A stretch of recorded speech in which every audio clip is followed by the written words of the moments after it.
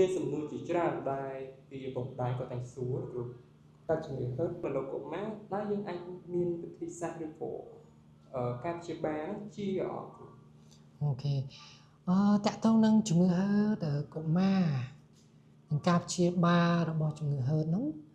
ជាទូទៅជំងឺហឺតសួរថាជាអត់ជាទេប៉ុន្តែយើងសង្កេតឃើញថាក្មេងមួយចំនួនគាត់អាចនឹងបាត់រោគសញ្ញានៃជំងឺហឺតនឹងនៅពេលដែលគាត់ធំឡើងហើយនឹងការព្យាបាលទៀតសោតនោះគឺជាទូទៅយើងព្យាបាលដោយ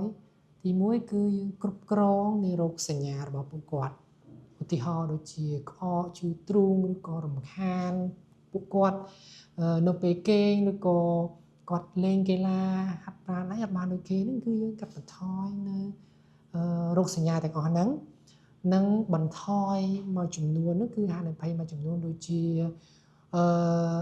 ការលាប់ឡើងវិញឬក៏ធ្វើឲ្យមុខងារស្ងួតគាត់ធម្មតាដូចគេដូចឯងហើយនឹងកាត់បន្ថយអត្រាមរណៈជំងឺហឺតលើកុមារហ្នឹងហើយជាពិសេសហ្នឹងគឺកាត់បន្ថយនៅផលវិបាកនៃការប្រើប្រាស់ពពុះថ្នាំដែលគ្រប់គ្រងជំងឺហឺតហ្នឹង